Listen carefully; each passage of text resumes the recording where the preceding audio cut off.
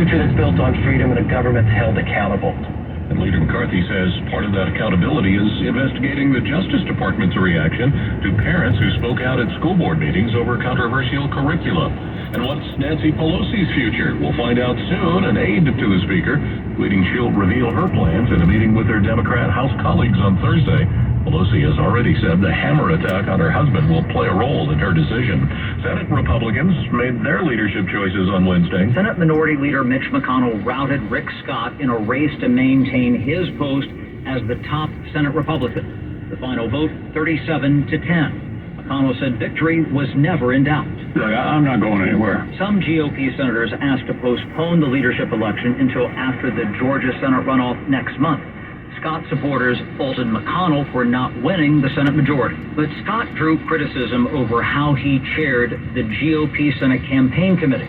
Scott fell short on his projection of 55 seats. Fox's Chad Pergram at the Capitol. Ukraine's President Zelensky rejecting reports that it was an errant Ukrainian air defense missile that landed in Polish territory this week. President Biden returning to the White House Wednesday night from his week-long overseas trip, telling reporters, That's not the evidence. Meanwhile, North Korea has fired off another ballistic missile toward the waters off its east coast, according to South Korea's military. America is listening to Fox News.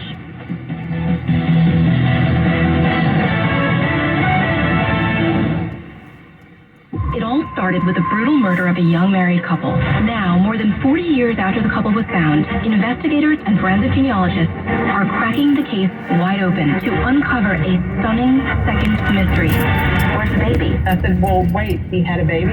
We cross the country speaking with victims' families and those close to the case as we ask, what about Holly? I just want to know what happened. Available on FoxNewsPodcast.com and wherever you listen to your favorite podcasts. Get all of your favorite Fox News podcasts commercial-free on Apple Podcasts with Fox News Podcast Plus. From Dana Perino, Kennedy, Ben Domenech, The Duffys, and many more. Subscribe now by going to FoxNewsPodcast.com. The Fox News Rundown, a contrast to perspectives you won't hear anywhere else. Your daily dose of news twice a day. Featuring insight from top newsmakers, reporters, and Fox News contributors. Listen and subscribe now by going to FoxNewsPodcast.com. A lawsuit claims Big Brother was secretly watching the movement of Massachusetts residents at the height of the pandemic. A class action lawsuit accuses the Massachusetts Department of Public Health of using Google technology to covertly install tracking apps on over 1 million Android phones. It was supposedly part of the state government's efforts to slow the spread of COVID-19 through contact tracing. The nonpartisan civil rights firm New Civil Liberties Alliance claims Google helped DPH develop the app, but when few people opted to use it, Google then helped to secretly install the spyware on cell phones without the owner's knowledge or permission. The app could then record movement and personal. Kathleen Maloney, Fox News. The Supreme Court in Montana has upheld a state law that bans vaccine mandates in the state. It blocks government agencies and most businesses from discriminating against people based on their vaccination status. Montana was the first state to pass a law to outlaw vaccine mandates.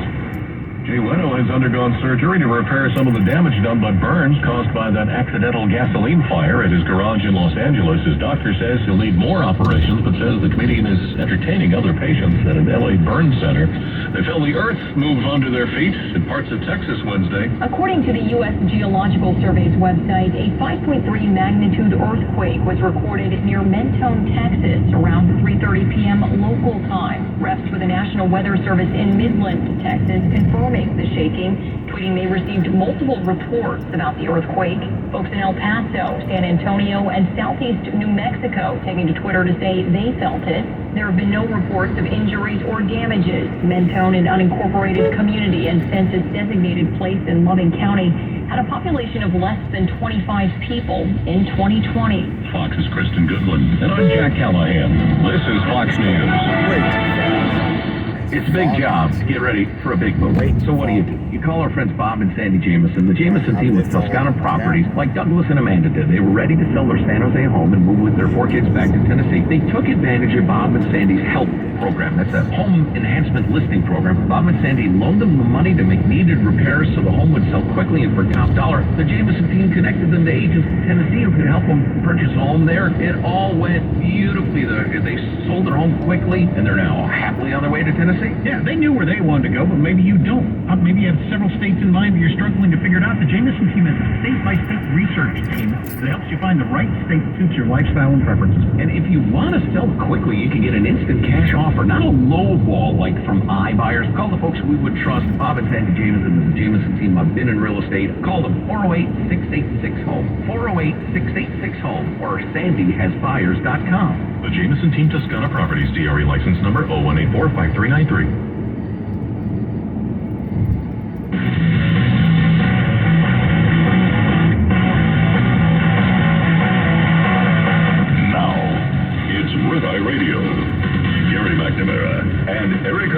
Talk about everything from politics to social issues and news of the day.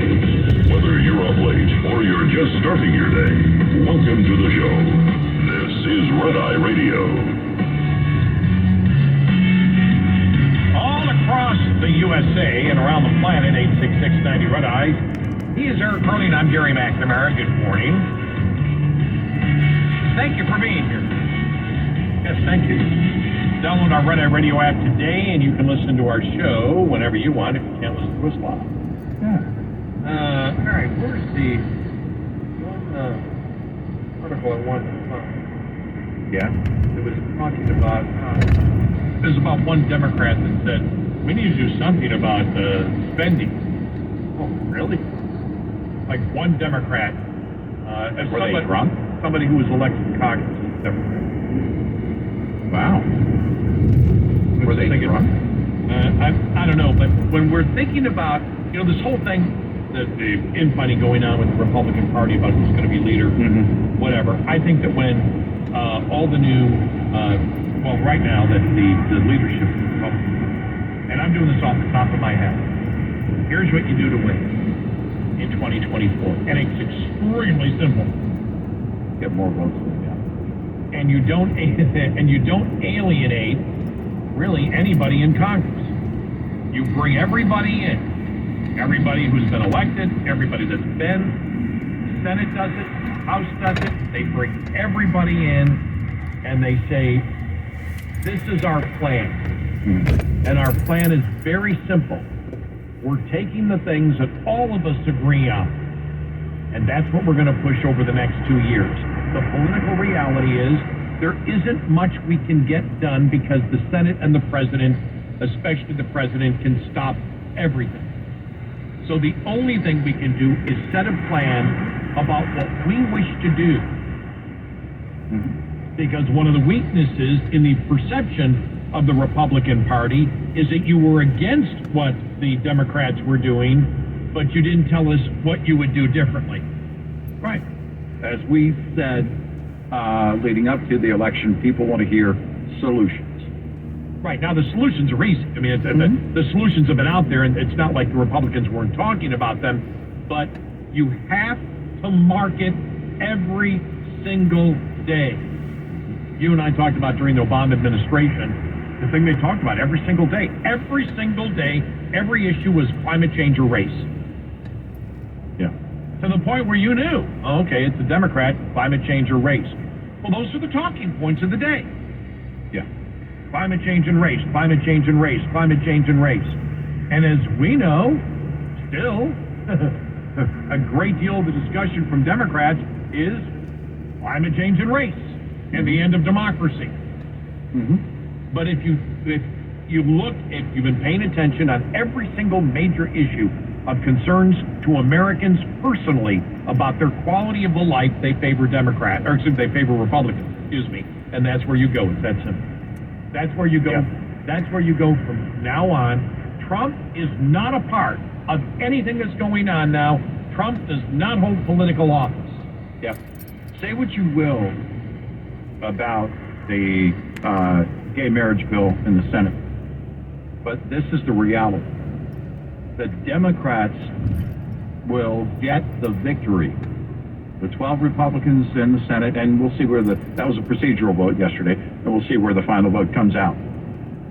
After it was official that they're going to keep the Senate, they get this done a few days later, and it looks like it will